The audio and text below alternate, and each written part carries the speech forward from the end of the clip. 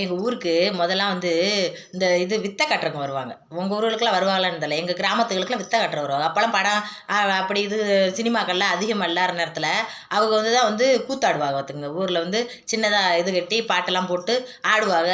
அதுக்கப்புறம் குரங்குகளை வித்தை காட்டுவாங்க, கரையடிகளை வித்தை காட்டுவாங்க, இப்படி வித்தை காட்டுவாங்க. அப்படி வித்தை காட்டுறவர் ஒருத்தவர் கரடியை கொண்டுக்கிட்டு எங்கள் ஊரை சுற்றி வித்தை காட்டிக்கிட்டு வந்தாருங்க.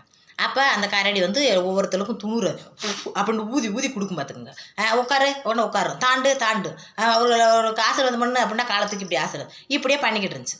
அது எங்கள் ஐயா பின்னாடியே பார்த்தவர், ஏன்டா உக்கால என்னடா நாடகம் வித்தை காட்டிக்கிட்டு தர்ற, போய் ஒரு கரடியை பழக்கம் பண்ணி இதை இப்படி பண்ணுன்னு அதுக்கு பழக்கம் பண்ணி வச்சுக்கிட்டு நீ பெரிய மாய வித்தைக்கார மாதிரி இங்கே நாடகம் நடிச்சுக்கிட்டு இருக்க, உங்கள் காலாளி போயா போடா ஊரை ஏமாத்தின வயல்களை அப்படின்னு வச்சுருந்துருக்காரு.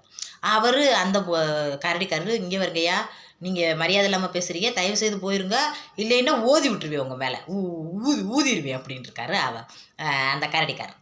ஆமாம் ஊதுறேன் பாடுறா பாப்பா, நீ ஆம்பளை என்ன ஓதிரு பாப்பா, உன்னை கரடியை மாற்றி விடுவேன் அப்படின்ட்டு இருக்காரு அவர். கரடி எங்கே மாத்துறா பாப்பா, நீ நானான்னு மாற்றுருவான், மாத்துறா அப்படின்னா அவரும் ஒரு துணுறு அள்ளி வாய்க்குள்ள முணங்கி கரடி வாயில் கொடுத்து பூண்டு ஊதி விட்டாப்லையே எங்கள் ஐயா மேலேயே.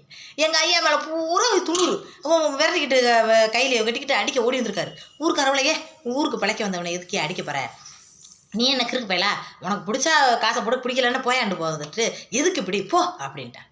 அவன் எங்கள் ஐயாவும் வந்துட்டாருங்க. ஒரு 6 மாதம் கழிச்ச உடனே கரடி எப்படி செய்யுங்க, கரடி எந்த மாதிரியெல்லாம் பண்ணும் அதே மாதிரியே எங்கள் ஐயா பண்ண ஆரம்பிச்சிட்டாருங்க.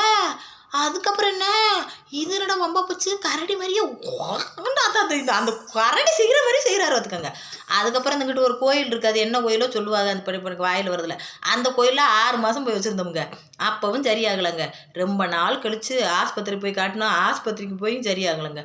ரொம்ப நாள் எங்கள் ஐயா அதே அந்த கரடி மாதிரியே கோரிக்கிட்டே கிடந்தாருங்க. அப்புறம் ரொம்ப நாள் கழித்து சரியாக போச்சுங்க. அதுவே சரியாயிடுச்சுங்க. எதுக்கு இதை உங்களுக்கு சொல்கிறேன்னு கேளுங்க. ஒரு வித்தை காட்டுறவங்க அல்லது அந்த சாமி அடிய இவங்கெல்லாம் பார்த்து நம்ம கிண்டல் எதுவும் பண்ணக்கூடாதுங்க. நம்மளுக்கு தேவையில்லை. அது உண்மையாக பொய்யான்னு ஆராயவும் கூடாது, அவங்ககிட்ட போய் வம்புழுக்கவும் கூடாது. எதுக்கு உண்மைதான்ட்டு ஓடிடணும், பொய் தான்ட்டு ஓடிடணும், என்ன சொல்கிறாங்களோ ஆமையான்ட்டு ஓடிடணும். அந்த மாதிரி ஜோசியக்காரை விட்டு வம்புழுத்துக்கிறாதீங்க. சொல்கிறது விளங்குதா?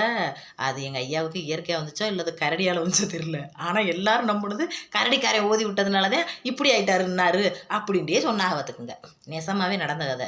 லைக் பண்ணுங்கள். அந்த மாதிரிலாம் யார் இது பண்ணாதீங்க, யார்கிட்டையும் போய் வம்புழுக்காதீங்க.